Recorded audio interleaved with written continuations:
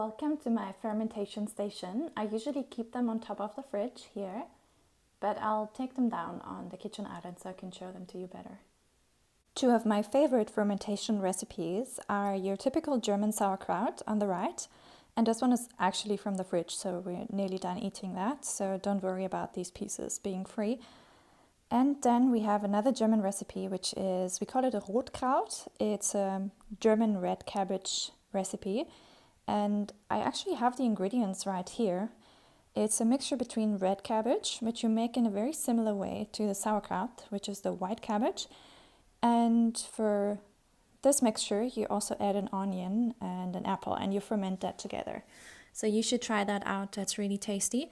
Small containers are also practical because then you can make smaller portions as well. Another fermentation favorite are of course green beans. I made these ones with onions, and these ones are chopped into smaller pieces, but I also have one with the whole green onion. And you can see I used onions and bay leaves for this one. These are unfortunately not gherkins, they're baby cucumbers, and on the left I have sliced them into smaller pieces, and on the right they're the full mini cucumbers. And the best is to really try out different variations of the same vegetables so you can figure out how you prefer them and how you best like them to integrate them into your normal meals.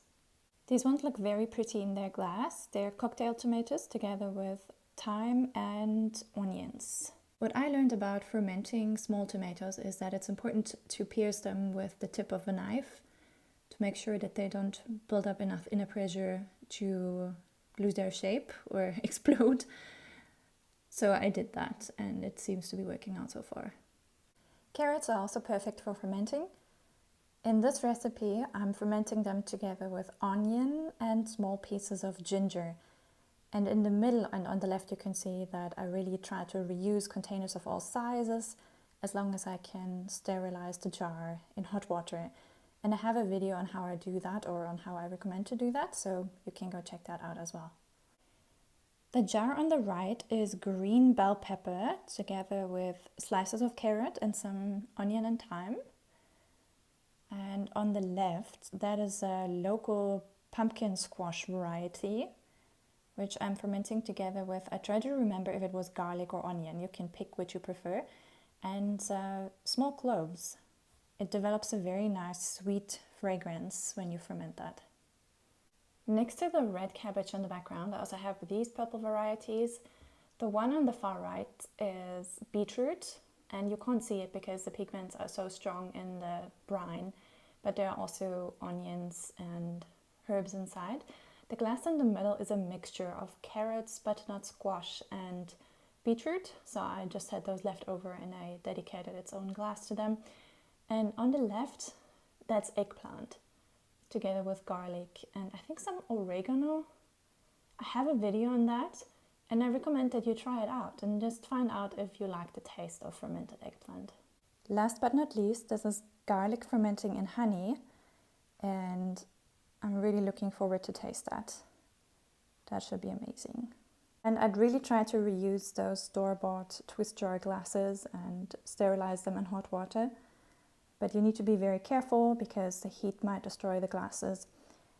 And the way I take care of them is I keep an eye on them. That's why they're on top of the fridge, even though conventional fermentation advice is to keep them in the dark. I'm worried that if I put them out of sight, I might forget about them, because the way I ferment them is that I burp them once a day, which means I release the pressure that builds from the carbon dioxide inside. So try to remember to open all of these glasses at least once a day. I usually ferment for a minimum of 2 to 3 weeks. And if I want to eat something, then I move it to the fridge, which slows down the fermentation.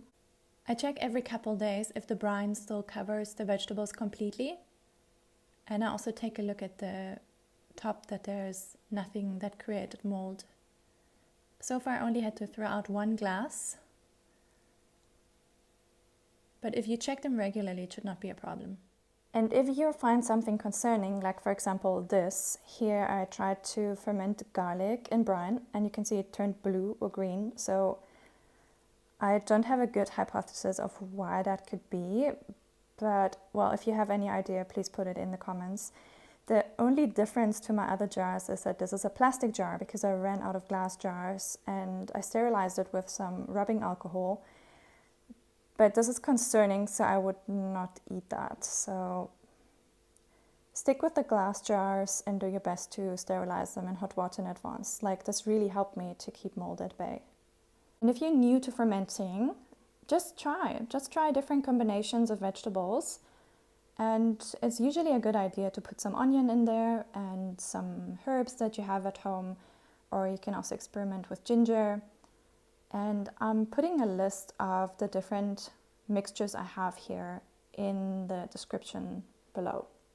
So check that out if you're looking for ideas for your fermentation station. Some fermentation tutorials will recommend to you to just leave the lids on loose. But I live in a hot country, so my experience was that the brine evaporates too quickly, so then your vegetables fall dry and you need to refill much more often. So for me, it just makes more sense to keep the lids closed, and then I just open them once a day to release the pressure. So if you're new to fermenting, just try out how it works with the climatic conditions in your country, whether you can leave the jars unlocked or whether it's better for you to keep the lids closed. You can buy conventional fermentation lids, for example made from ceramics, online, but all our shops, including online delivery, are currently closed, so I really have to work with what I can get at the supermarket. And what I do usually is that I take some cling wrap and fold that in a way that it blocks the vegetables from the oxygen. This is not ideal because of the acid conditions that are prevalent in the glass, which might leach chemicals out of plastic. So far, I don't have another choice, but I'll definitely work on an alternative solution in the future. So if you have access to online delivery, check the description box.